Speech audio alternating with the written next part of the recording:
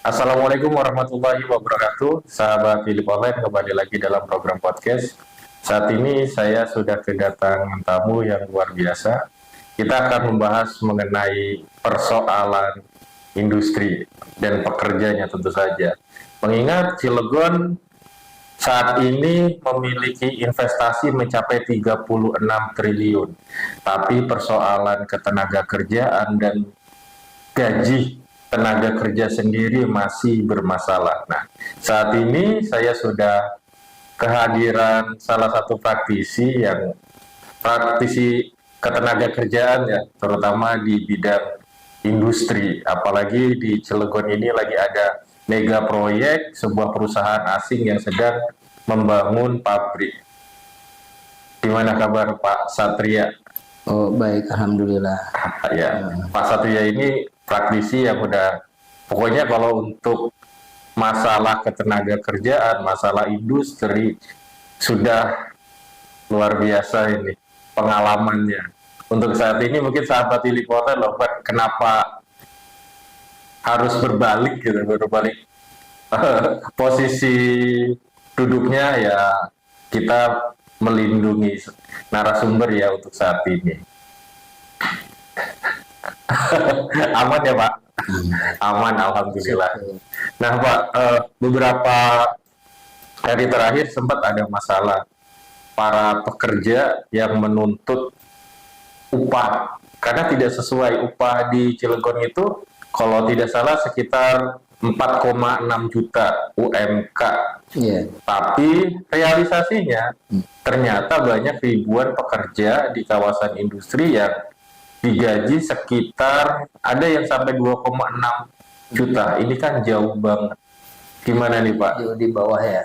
Di bawah. Ya, sebenarnya gini, pengusaha-pengusaha itu pingin ya kalau mau dibilang ambil untung besar bisa ke sana. Tapi kalau dia bilang oh ini proyek dengan yang sebelah lain itu misalnya di daerah satu kota tapi beda proyek, dia bilang beda ini gajinya nggak sama ikut di sini.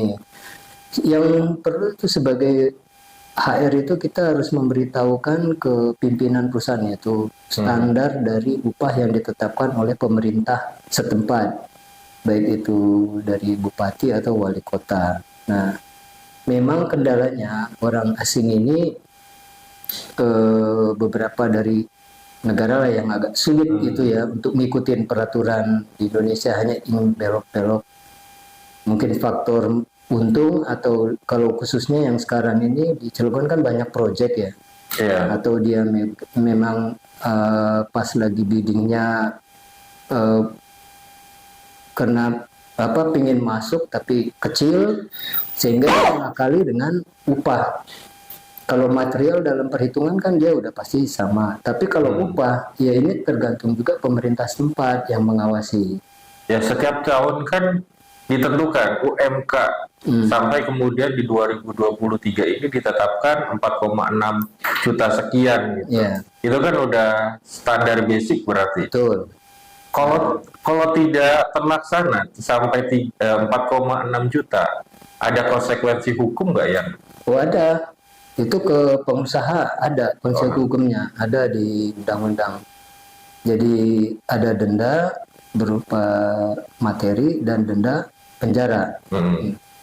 Itu yang memang setiap HR harus memberikan informasi ke pengusaha, ke atasannya, ke bosnya, baik itu misalnya pengusahanya lokal ataupun orang asing. Tapi kalau pengusahanya lokal pasti sudah tahu lah, ya kan. Kalau orang asing ya mungkin sebelum dia masuk ke Indonesia sebenarnya sudah ada informasi, baca. Sudah ada kajian tentu saja. Pasti, ya? Itu pasti. Walaupun kalau dalam proyek dia bilang, wah kami hitungnya dari tahun kemarin karena biddingnya gajinya dulu hitungnya 5 tahun yang lalu nggak sama dengan yang sekarang. Itu kan setiap proyek itu ada konsultan yang memperhitungkan, ya kan. Itu sudah artinya kalau bagi saya itu alasannya kurang kuat. Kurang kuat. Kalau alasannya ya ingin mendapat keuntungan dari proyek. Karena siapa sih yang mau bekerja itu nggak ada keuntungan? Cuma kan tergantung orangnya. Ada yang maruk, ya pinginnya banyak. Ada yang sudah sesuai dengan perhitungan. Misalnya saya dapat profit 10%, ya udah dapat. Tapi dengan dia menekan cost ke manpower itu masalah jadi blunder sendiri sebenarnya di dia. Dengan menggaji orang upah yang sangat rendah. Ya kalau saya lihat itu di bawah 50% ya. Misalnya kalau dari tadi Ada yang 11.000 per jam. 12.000, kalau dari 4.657.000 sekian itu sekitar 26.000. Kalau dia 12.000 itu sudah di bawah 50%. 50% aja kan sudah 13.000. Nah sekarang hal ini sebenarnya sudah bukan rahasia di satu perusahaan saja, sudah rahasia umum, semua tahu. Cuman yang saya pikirkan, kenapa orang-orang yang petinggi di daerah ini tidak menjalankan? Sorry ini saya potong. UMK itu kan ditentukan oleh presiden, oleh wali kota untuk di Cilegon ya. Udah ditetapkan wali kota. Nah kontrolnya seperti apa? Sudah ditentukan 4,6 juta, tapi justru masih ada bahkan ribuan pekerja di Cilegon yang Upahnya mendapatkan upah rendah. Ya. Itu kan kontrol dari bawahannya. Ya. Apakah dia bekerja atau tidak? Poinnya kan. Maksudnya di Snaker nih. Saya tidak bisa bilang siapa di Snaker, ya udah pasti. Ya kan? Kan ada aparat lainnya juga. Ya kan? Pengawas. Ya masih di Snaker juga kan. Atau misalnya mulai titik awalnya aja, kalau dia sudah mencurigai satu perusahaan ini terdeteksi menggaji di bawah upah rendah itu, tanpa laporan pun sebenarnya sudah bisa didapat. Karena setiap perusahaan membuat kontrak kerja karyawan itu kan harus menyerahkan untuk pengesahan ke Disnaker. Di Disnaker itu sudah ketahuan gaji berapa yang ada tertera di situ. Kalau sudah tahu di situ, terus dia abaikan, tidak didalami, artinya ada sesuatu di situ. Kenapa diam saja? Kalau pertanyaan saya, sekiranya apa ya, udah jelas ini bersalah, ya kan? Tapi ya kita diam saja. Dia ambil barang kita diam saja. Ya orang akan ikut semuanya seperti itu. Berarti sebenarnya mereka tahu. Tahu lah. Terus udah tahu itu. Beberapa kali juga kan para pekerja sampai ngirim ke DPRD Kota Cilegon. Ada hasilnya nggak itu juga termasuk? Ya kalau kita bilang ada hasilnya, kalau sudah digiring harusnya sekarang sudah berubah. Nah, ini kan sharing beberapa kali nih mengenai pengupahan pekerja. Udah sering banget terjadi gitu. Iya, gini ya. Kalau kesalahan itu sekali sudah dilihat, terus tidak ada action. Itu action. Kalau tidak ada action, tetap berulang kali. Terus. Kalau dia action pertama sekali, tentu tidak akan terjadi. Ada misalnya buruh mau demo atau menuntut haknya ya. Ini hak. Ini masalahnya sebenarnya dengan upah yang kecil di Cilegon ini, efek dominonya itu ke pemerintah sendiri.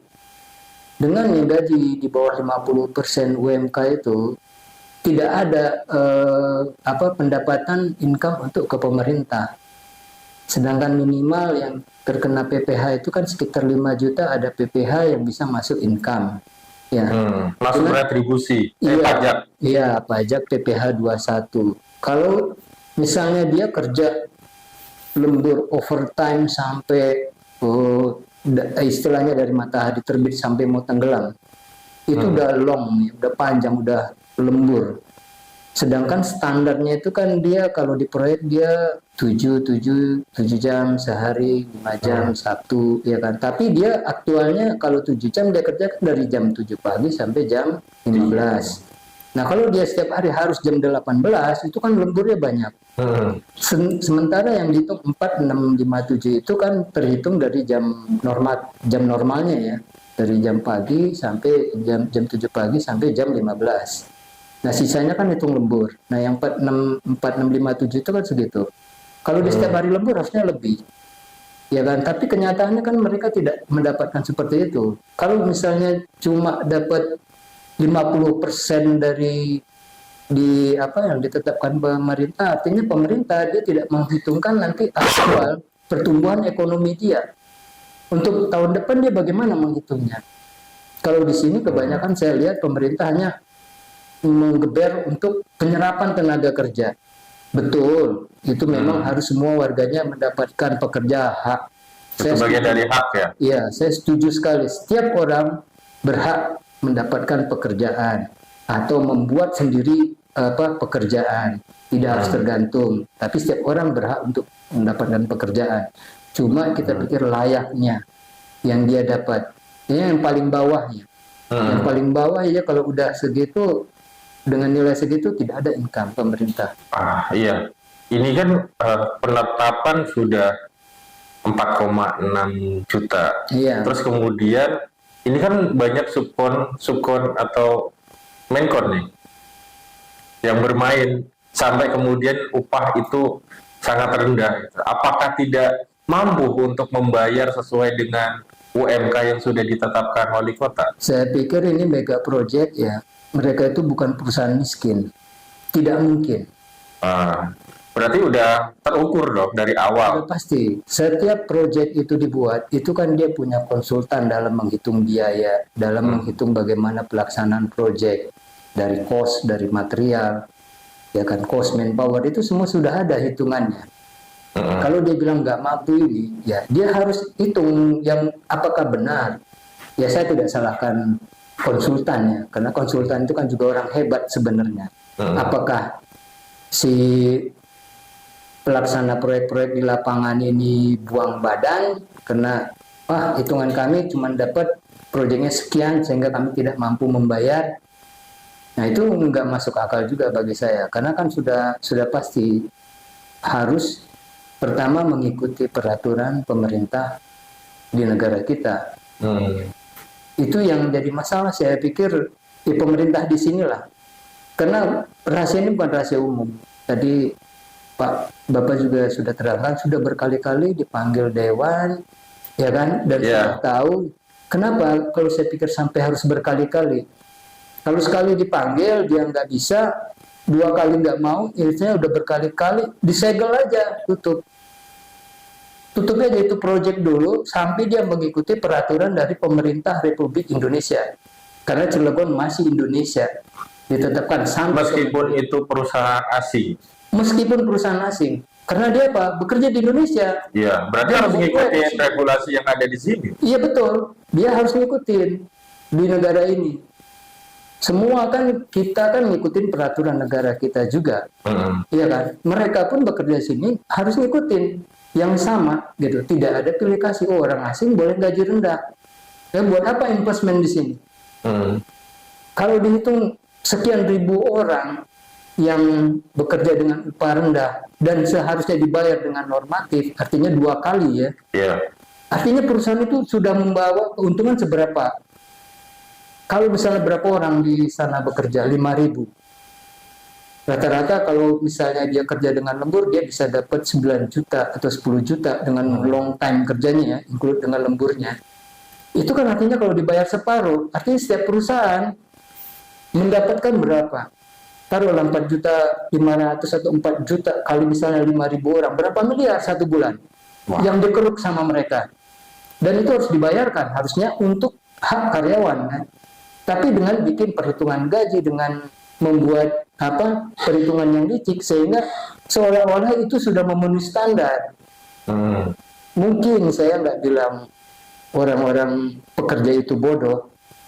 Pekerja itu sebenarnya tahu, tapi tidak ada lagi kalau misalnya nggak mau kerja, ya udah saya nggak bisa mendapatkan, nggak bisa ngasih makan keluarga saya, jadi keterpaksaan. Berarti ini salah satu alasan, meskipun upah rendah, tapi pekerja ini masih tetap melaksanakan tugasnya. Mau nggak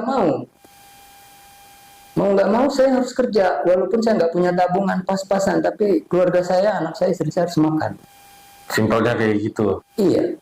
Karena itu juga bagian dari kebutuhan. Kita sulit banget untuk mendapatkan pekerjaan saat ini. Makanya kalau saya pikir selain misalnya pemerintah mendorong penyerapan tenaga kerja itu benar. Semakin banyak proyek, ya semakin banyak warga yang bekerja. Tapi tetap koridor aturannya itu tetap dipenuhi hak mereka.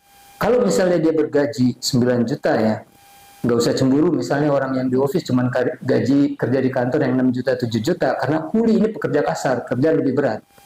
Kalau di luar negeri itu pekerja kasar itu lebih besar gajinya daripada orang di kantor, karena memang pekerjaannya butuh fisik Luar biasa. luar biasa. Kalau di kantor kan enak, AC dingin. Bisa digambarkan nggak Pak? Pekerja yang di lapangan itu kondisinya seperti apa sih? Ya kita lihat ya situasi, kalau panas kepanasan, hujan kehujanan, apalagi proyek. Kalau mau makan siang kemana, harus keluar. Kalau enggak dia beli makanan pagi, dibawa ke lapangan, yang digantung di mana, nanti kena debu-debu masuk, mereka makan itu. Berarti di Saya situ pikir aja gitu. bawa bekal berarti. Bawa bekal, rata-rata itu ya, kalau saya lihat fenomenanya pas begitu. Nggak mungkin dia ribuan itu keluar makan siang, ya kan?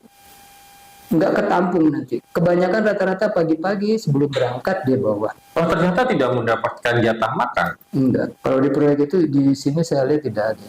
Tapi untuk kompensasi uang makan Uang siang, makannya ada, berarti diuangkan. diuangkan dan dia beli sendiri. Iya. Cuma kalau ya itu tergantung bagaimana strategi perusahaan ya mengatur mengelola karyawannya.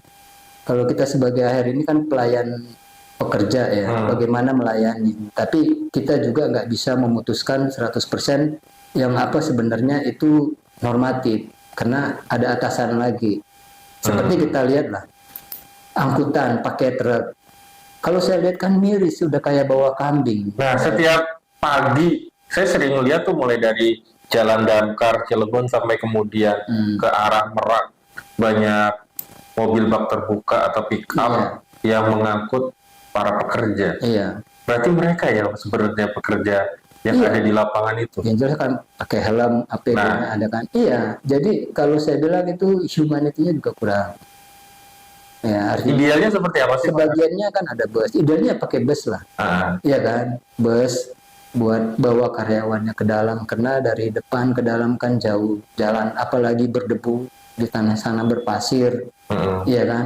Ya kalau hujan kehujanan becek, kalau panas ya berdebu. Itu kan lebih sangat jauh lebih beratnya. Mungkin kalau di kantorannya enak. Iya. AC dingin, mau haus minum kopi bisa. Apalagi di bulan-bulan ini kan udah masuk ke musim kemarau. Betul. Nah, disinilah yang saya lihat itu pemerintah selain menjalankan ketetapan yang dia buat, aturan ketetapan kan mereka. Ya, itu dijalankan supaya apa? Kelayakan untuk warganya sendiri. Di sini masyarakatnya sesuai gitu dengan norma hidup. Kalau kita bilang tadi dia dapat gaji 9 juta. Kalau 9 juta artinya kan ada pajak PPh masuk ke pemerintah, income. Ya kan? Terus dia dengan 9 juta bulan depan dia gaji bisa DP motor. DP motor ada PPN, ya kan? Ada pajak masuk ke pemerintah. Kalau dia gajinya cuma segitu, jangankan beli motor, beli sepeda juga akan mikir. Kebutuhan buat makan dulu. Gimana mau naik kota ini gitu. Berarti gini Pak, upah yang rendah akan menghasilkan PPN atau pajak juga yang nanti akan rendah. Penghasilan buat masukan buat pemerintah juga rendah. Akhirnya kan PAD Kota Cilegon juga akan rendah. Iya rendah.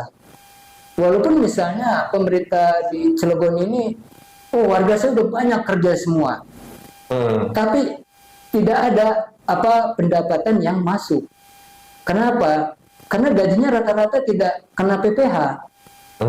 Atau nanti tidak mampu untuk membeli barang-barang yang mungkin dia butuhkan, seperti kendaraan lah paling kecil motor ya.